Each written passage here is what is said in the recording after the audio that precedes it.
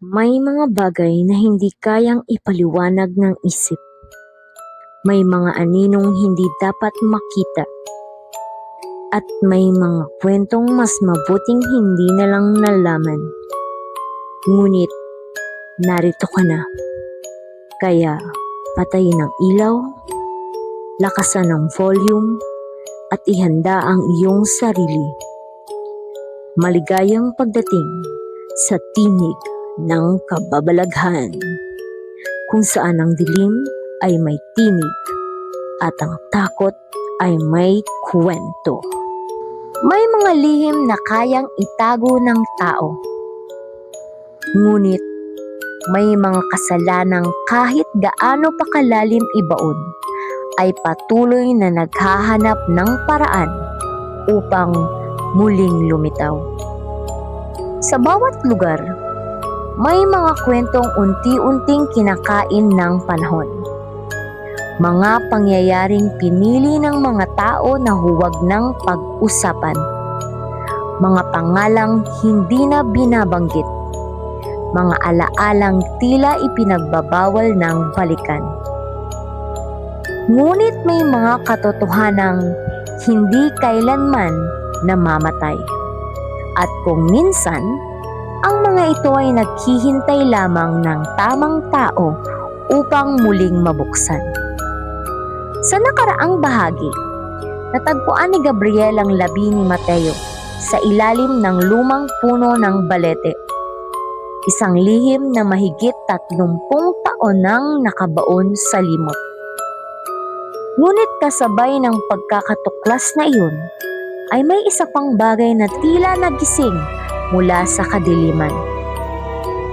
At habang mas lumalapit si Gabriel sa katotohanan, mas lumalapit din siya sa panganib. Ito ang ika-4 na bahagi ng Ang Dalagang Nakikita Ko Tuwing Umuulan. Hindi nakatulog si Gabriel ng gabing iyon. Matapos marinig ang mga yabag mula sa ikalawang palapag at makita ang aninong lumitaw sa ilalim ng kanyang pinto, hindi na niya nagawang ipikit pa ang kanyang mga mata. Naupo lamang siya sa sulok ng kanyang silid habang mahigpit na hawak ang kwintas ni Elena. Sa labas ay patuloy ang pagbuhos ng ulan.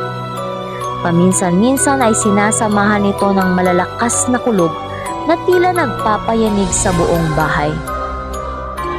Ngunit mas nakakatakot ang katahimikan sa pagitan ng bawat kulog. Dahil sa bawat sandaling walang tunog, pakiramdam ni Gabriel ay may kung anong naghihintay. May kung anong nakamasid. At hindi ito umaalis. Pagsapit ng madaling araw, tila tumigil ang lahat. Nawala ang mga yabag. Nawala ang pakiramdam na may ibang presensya sa bahay. Ngunit alam niyang hindi pa tapos ang lahat. May kaugnayan ang nangyari sa natagpuang niyang labi ni Mateo. Sigurado siya ron. Kinabukasan, nagtungo siya sa munisipyo upang maghanap ng mga lumang record. Mahigit kalahating araw siyang naghalongkat ng mga dokumentong halos kinakain na ng panahon. Karamihan sa mga papel ay kupas na. May ilan pang ang halos hindi na mabasa. Ngunit may isang lumang talaan ang nakakuha ng kanyang pansin. Ito ay mula pa noong taong 1989, taon ng pagkawala ni Mateo. Ayon sa record, may isang imbestigasyon na isinagawa noon. Ngunit hindi ito natapos. Walang nahuli, walang pinangalanang sospek, at bigla na lamang isinara ang kaso. Parang may nag-utos na wag na itong usisain pa. Habang sinusuri niya ang mga papel, may nakita siyang isang pangalan na paulit-ulit lumilitaw sa mga dokumento. Don Emilio Villarreal. Isa itong makapangyarihang negosyante noon sa bayan. May malawak na lupain, may impluwensya, at ayon sa mga lumang tala, siya rin ang ama ng dating nobyo ni Elena. Nanlamig si Gabriel.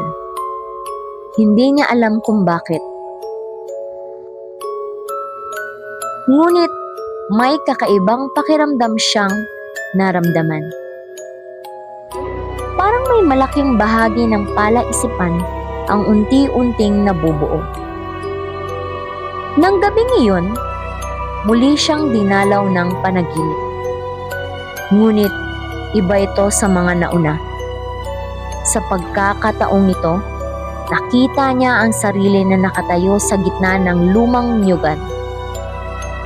Madilim, makulimlim, at tila malapit ng bumuhos ang ulan.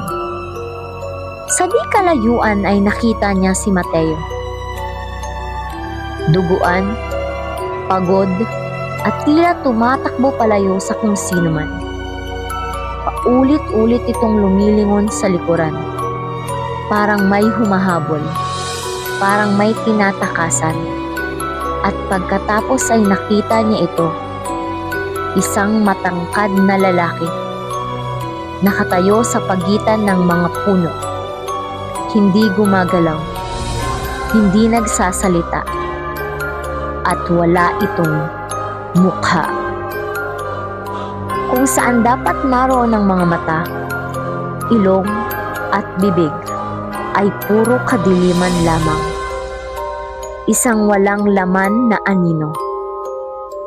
Tahimik itong nakamasid kay Mateo. At sa isang iglap ay bigla na lamang itong lumapit. Mabilis, napakabilis. Parang hindi ito naglakad. Parang dumulas lamang sa hangin. Pagkatapos ay narinig ni Gabriel ang isang sigaw. At nagising siya. Mabilis ang kanyang paghinga. Basang-basa siya ng pawis. Ngunit may isang bagay na mas lalong nagpanginig sa kanya. May putik sa sahig ng kanyang silid. At malinaw na malinaw ang mga bakas ng paa. Parang may pumasok sa loob habang siya ay natutulog. Dahan-dahan niyang sinundan ng mga yapak mula sa bintana patungo sa kanyang higaan at pabalik sa bintana. Parang may tumayo sa tabi niya habang siya ay natutulog. At matyagang pinagmasdan siya habang natutulog. Mula noon ay nagsimula niyang mapansin ang kakaibang pangyayari sa buong bayan. May mga matatandang residente na biglang tumatangging pag-usapan si Mateo. May ilan na tila natatakot sa tuwing maririnig ang pangalan nito. At may mga pagkakataon na pakiramdam ni Gabriel ay may mga matang nakamasid sa kanya saan man siya magpunta. Parang may ayaw na malaman niya ang katotohanan. Isang gabi, habang pauwi siya mula sa paaralan, napansin niyang may nakatayo sa kabilang bahagi ng kalsada. Matangkad, payat, at nakaitim. Hindi niya makita ng malinaw ang mukha nito dahil sa dilim. Ngunit, nang tamaan ito ng ilaw mula sa poste, nanlamig ang kanyang dugo. Wala itong mukha. Eksaktong katulad ng nakita niya sa kanyang panaginip. Nakatayo lamang ito. Hindi gumagalaw. Nakatingin sa kanya. At kahit wala itong mga mata, ramdam na ramdam ni Gabriel ang titig nito. Parang diretsong tumatagos sa kanyang kaluluwa. Napatigil siya. Hindi niya alam kung gaano katagal silang nagkatitigan. Ngunit sa isang kisap mata, nawala ito. Parang usok na nilamon ng dilim. Nang gabing iyon, muling bumuhos ang ulan. At tulad ng dati, nagtungo siya sa lumang waiting shed. Umaasa siyang makikita niya si Elena at hindi siya nabigo. Naroon ito, tahimik, nakaupo, ngunit sa unang pagkakataon, may kakaiba. Mukhang mas malinaw ang kanyang anyo. Parang mas malakas ang kanyang presensya. At habang nakatingin si Gabriel sa kanya, may mga alaalang hindi kanya ang biglang pumasok sa kanyang isip. Parang may pelikulang tumatakbo sa kanyang utak. Nakita niya si Elena. Masaya. Nakangiti. Kasama si Mateo. Nakita niya ang kanilang mga pangarap. Ang kanilang mga plano. Ang kanilang pagmamahalan. Ngunit pagkatapos ay nagbago ang lahat. Nakita niya ang takot. Nakita niya ang paghabol.